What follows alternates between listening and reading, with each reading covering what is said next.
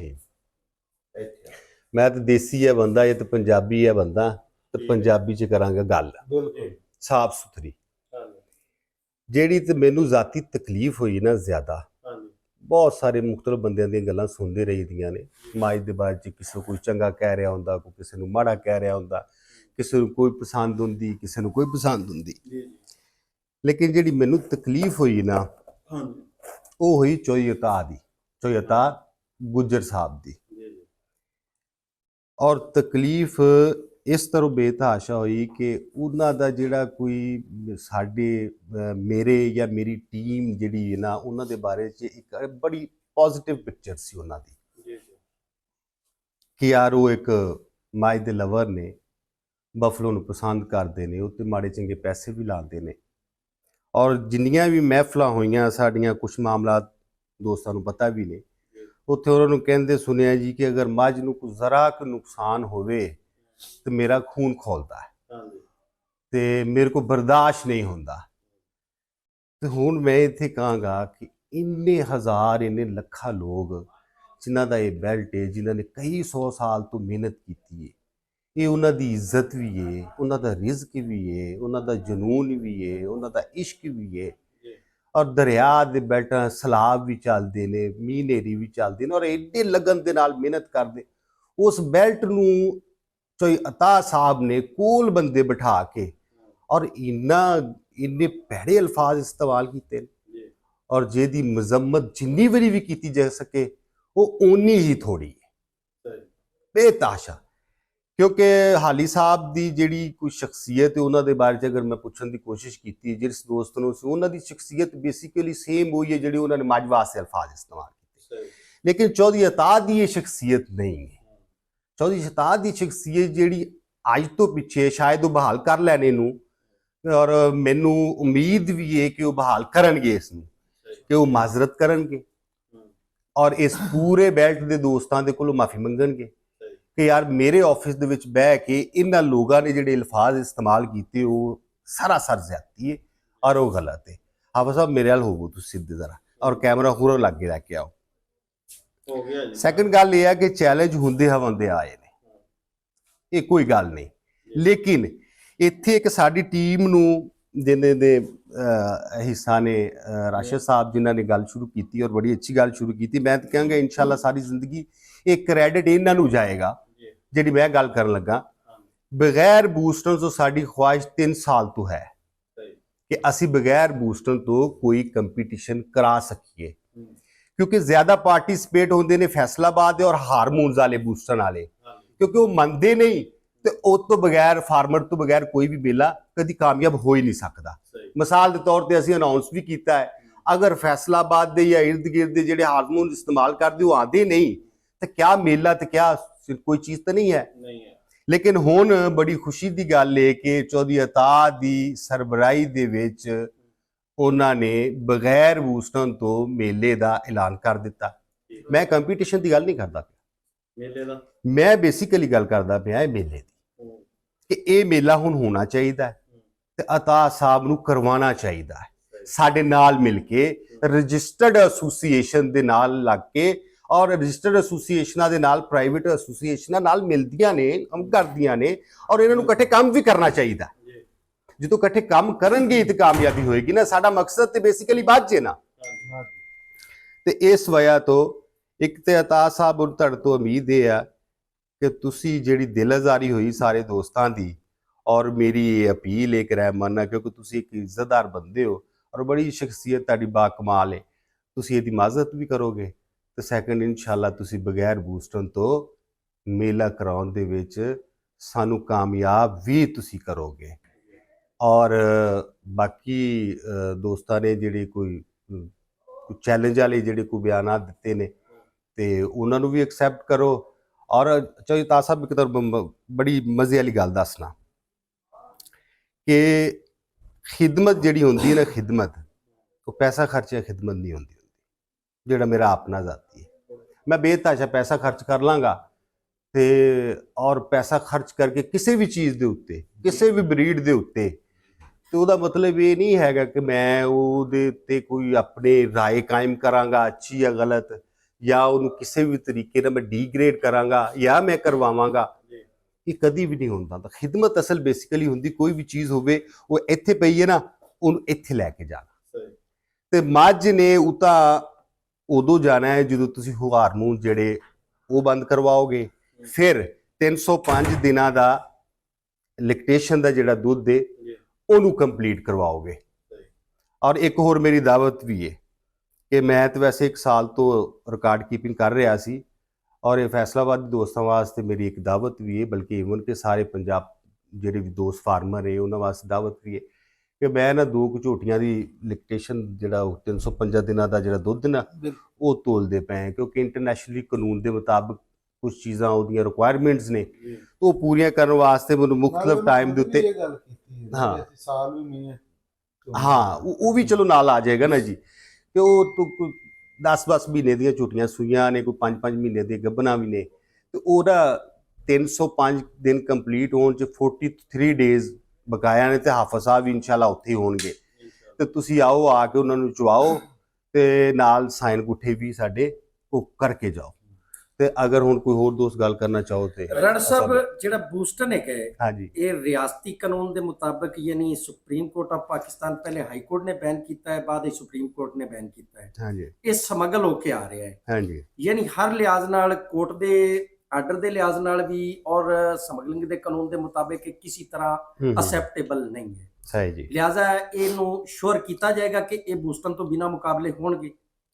ਦੇਖੋ ਜੀ, ਗੱਲ ਸੁਣੋ ਮੇਰੀ, ਮੈਂ ਗੱਲ ਕਰਾਂਗਾ ਰੋਜ਼ੇ ਨਾਲ ਸੱਚੀ ਕਰੀਏ ਜੀ, ਇਹਦੇ ਜ਼ਿੰਮੇਦਾਰ ਅਸੀਂ ਖੁਦ ਵੀ ਬਹੁਤ ਆ ਜੀ ਬਿਲਕੁਲ।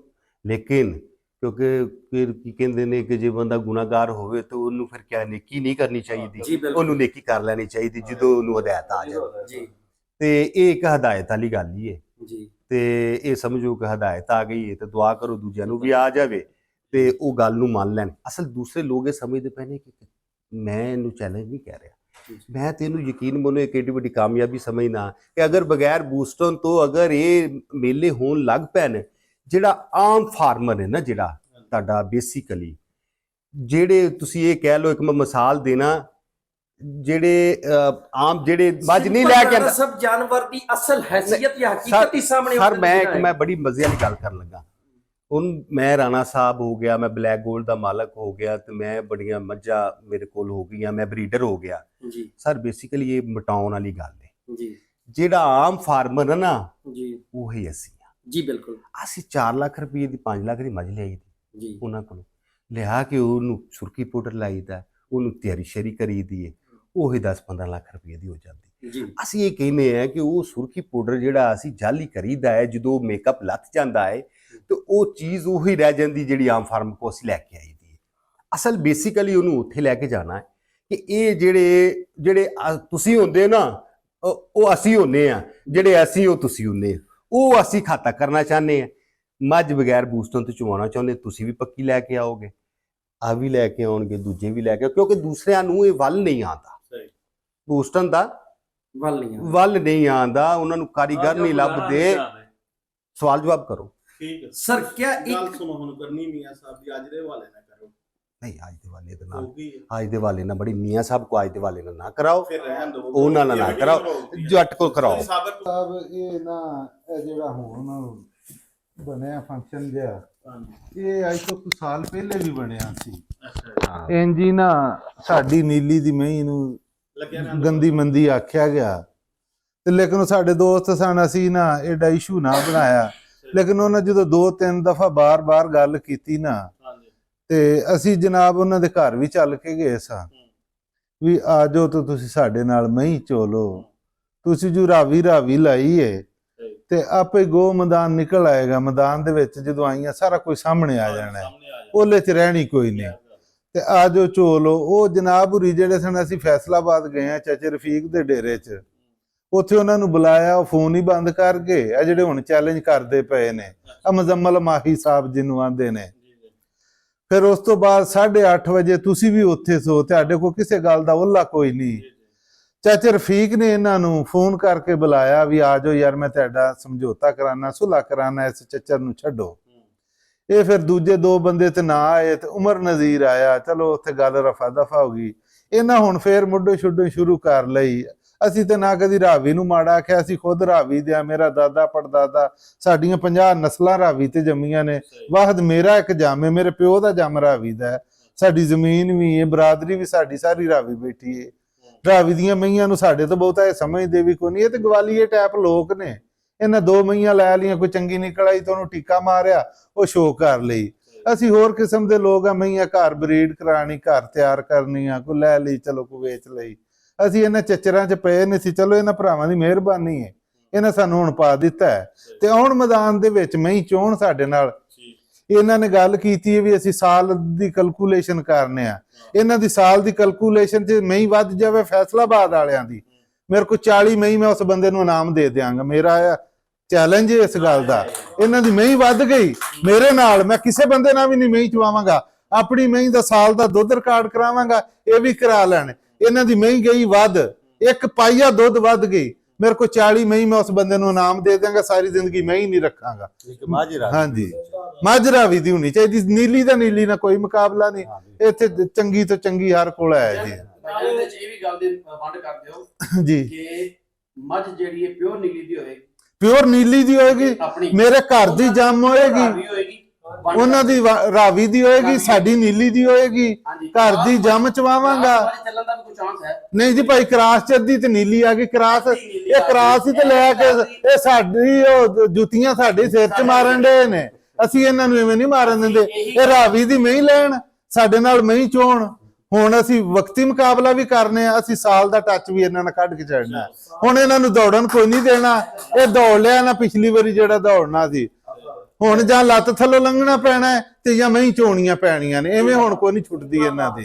ਇਸ ਗੱਲ ਦੇ ਬਾਰੇ ਅਗਰ ਮੈਂ ਅੱਗੇ ਵੀ ਤੁਹਾਨੂੰ ਸਵਾਲ ਕੀਤਾ ਤਾਂ ਬੜਾ ਅੱਛਾ ਜਵਾਬ ਦਿੱਤਾ ਕਿ ਮੱਝ ਨੀਲੀ ਦੀ ਜੀ ਤੇ ਮੱਝ ਰਾਵੀ ਕੰਪੀਟੀਸ਼ਨ ਐਜ਼ ਏ ਮੁਹੱਬਤ ਔਰ ਪਿਆਰ ਬਿਲਕੁਲ ਕਿਉਂ ਨਹੀਂ, ਮਤਲਬ ਮੇਲੀਆਂ ਦਾ ਤੇ 11 ਬੇਲੀਆਂ ਦਾ ਇਹਨੂੰ ਮੁਕਾਬਲਾ ਹੀ ਬਣਾ ਕੇ ਮੇਲਾ ਹੀ ਕਰਾਉਣਾ ਚਾਹੀਦਾ, ਨਾ ਕਿ ਮੇਰਾ ਕੁਝ ਦੋਸਤ ਜਿਹੜੇ ਸਾਰੇ ਤੇ ਮੀਡੀਆ ਦੇ ਕੁਝ ਦੋਸਤ ਜਿਹੜੇ ਨੇ ਉਹ ਇੱਥੇ ਅਵੇਲੇਬਲ ਨੇ, ਸਾਰੇ ਮੇਰੀ ਆਵਾਜ਼ ਸੁਣਦੇ ਨੇ, ਕਿਉਂ ਨਹੀਂ, ਸਾਰੇ ਸਮਝਦੇ ਵੀ ਨੇ, ਤੁਸੀਂ ਵੀ ਸਮਝਦੇ ਹੋ। ਕਿਉਂ ਨਹੀਂ, ਕੁਝ ਲੋਕ ਇਹ ਹੁੰਦੇ ਨੇ ਮੀਡੀਆ ਦੇ ਵਿੱਚ ਜਿਹੜੇ ਇਸ ਬਰੂਦ ਨੂੰ ਜਿਹੜਾ ਹੈ ਨਾ ਤਮਾਸ਼ਾ ਬਣਾ ਕੇ ਪੇਸ਼ ਕਰਦੇ। ਨਹੀਂ ਵੇਖੋ ਜੀ, ਤਮਾਸ਼ਾ ਨਾ ਬਣਾਣਾ ਹੈ ਇਹਨੂੰ, ਅਸੀਂ ਫਿਲਹਾਲ ਮੇਲੇ ਦੇ ਚੱਕਰ 'ਚ ਆ, ਅਸੀਂ ਮੇਲਾ ਕਰਾਣਾ, ਅਸੀਂ ਉਹਨਾਂ ਨੇ ਸਾਬਤ ਕਰਨਾ ਕਿ ਰਾਵੀ ਦੀ ਮਹੀਂ ਕਿੰਨਾ ਦੁੱਧ ਕਰਦੀ ਏ, ਅਸੀਂ ਸਾਬਤ ਕਰਨਾ। ਜਿਹੜਾ ਝਟਕਬਾਜ਼ ਲੱਗ ਪੈਂਦੇ ਨੇ ਜੀ ਇਹ ਲੋਟਾ ਦੁੱਧ ਏ, ਅਸੀਂ ਹੁਣ ਇਹਨਾਂ ਨੂੰ ਇਹ ਸਾਬਤ ਕਰਕੇ ਦੇਣਾ 1 ਲੋਟਾ ਹੈ, 4 ਲੋਟੇ ਮੈਂ ਨਾਲ ਲੈ ਕੇ ਆਉਣੇ ਨੇ ਉੱਥੇ ਜਦੋਂ ਮਹੀਂ ਲੈ ਕੇ ਆਉਣੀ, ਤੇ ਇਨਸ਼ਾਅੱਲਾ ਮੈਂ ਮਹੀਂ ਲੈ ਕੇ ਆਉਣੀ, ਮੈਂ ਕੱਲੀਆਂ ਗੱਲਾਂ ਨਹੀਂ ਕਰਨ ਡਿਆ, ਆਪਣੇ ਘਰੋਂ ਮਹੀਂ ਲੈ ਕੇ ਆਵਾਂਗਾ ਮੈਦਾਨ ਦੇ ਵਿੱਚ, ਤੇ ਉੱਥੇ ਮੈਂ ਇਹਨਾਂ ਨੂੰ ਫਿਰ ਦੱਸਣਾ ਵੀ ਆ ਲੋਟੇ ਭਰ ਲਓ ਹੁਣ ਕਿੰਨੇ ਭਰੀਂਦੇ ਨੇ, ਜਿਹੜੀ 1 ਲੋਟਾ ਹੈ ਜਾਂ 8 ਲੋਟੇ ਨੇ, 6 ਲੋਟੇ ਨੇ ਜੀ ਨਾ। ਦੇਖੋ ਹਰ ਬੰਦੇ ਦਾ ਮੱਝ ਦੇ ਨਾਲ ਮੁਹੱਬਤ ਬੜੀ ਹੈ, ਜਜ਼ਬਾਤ ਇਹ ਜਜ਼ਬਾਤ ਕਾਬੂ 'ਚ ਨਹੀਂ ਰਹਿੰਦੇ ਹੁੰਦੇ, ਤੇ ਸਿਆਣੇ ਬੰਦੇ ਜਿਹੜੇ ਹੁੰਦੇ ਨਾ ਉਹ ਇਹਨਾਂ ਜਜ਼ਬਾਤਾਂ ਨੂੰ ਕਾਬੂ ਕਰਦੇ ਵੀ ਨਹੀਂ ਔਰ ਕਾਬੂ ਰੱਖਦੇ ਵੀ ਨਹੀਂ। ਮੈਂ ਇਸ ਵਾਰ ਤੋਂ ਫਿਰ ਦੁਬਾਰਾ ਇੱਕ ਪੈਗਾਮ ਦਿਆਂਗਾ, ਮੇਰਾ ਪੈਗਾਮ ਮੈਂ ਖੁਦ ਵੀ ਕਾਲ ਕਰ ਸਕਦਾ ਕਿਉਂਕਿ ਗੱਲ ਸੋਸ਼ਲ ਮੀਡੀਆ ਤੇ ਹੋ ਗਈ ਤੇ ਫਿਰ ਮੈਂ ਵੀ ਮੁਨਾਸਿਬ ਸਮਝ ਨਾ ਕਿ ਚਲੋ ਉਵੇਂ ਤੇ ਮੇਰਾ ਹੱਕ ਤੇ ਬਣਦਾ ਸੀ, ਮੈਂ ਜਾਂਦਾ ਜਾ ਕੇ ਮੈਂ ਰਿਕੁਐਸਟ ਕਰਦਾ ਕਿ ਤੁਸੀਂ ਕੀ ਕਰਾਇਆ, ਲੇਕਿਨ ਐਜ਼ ਏ ਸੋਸ਼ਲ ਮੀਡੀਆ ਦੂਸਰੇ ਬੰਦਿਆਂ ਨੂੰ ਵੀ ਨਾਰਾਜ਼ ਨਹੀਂ ਕੀਤਾ ਜਾ ਸਕਦਾ। मेरी एक रिक्वेस्ट है कि जोता साहब एक अच्छा काम नहीं हो रहा है, मज की भलाई नहीं हो रही, ये बेसिकली मज की ना ये अज तो चलो बड़ी पोलाइटली गल होंदी पई है, बड़ी मुहब्बत नाल गल होंदी पई है, बड़ी मुहब्बत नाल कोशिश की जा रही कि चलो बगैर बूस्टर तो एक नवा असी देखो, क्योंकि असी दोवां मज्जां दे, तिन्नां दे, चौं दे, पंजां असी ते हर मज दे वारिस ईवन कि सारे असी हर एक मज दे वारिस हाँ, ते सानू वारिस ही होना चाहिए है, ਤੇ ਸਾਨੂੰ ਮੇਰੇ ਖਿਆਲ ਨਾਲ ਫਾਰਮਰ ਨੂੰ ਡਿਵਾਈਡ ਕਰਨ ਦੀ ਕੋਸ਼ਿਸ਼ ਨਹੀਂ ਕਰਨੀ ਚਾਹੀਦੀ। ਇਹ ਤੁਹਾਡੀ ਮਿਹਰਬਾਨੀ ਹੈ, ਤੇ ਕੁਝ ਮਿਹਰਬਾਨੀ ਕਰੋ ਤੇ ਅਕਲ ਵੀ ਕਰੋ। ਜੀ ਜੀ ਪਾਕਿਸਤਾਨ ਜ਼ਿੰਦਾਬਾਦ। ਲੰਮਾ ਹੋ ਗਿਆ ਇਹਨਾਂ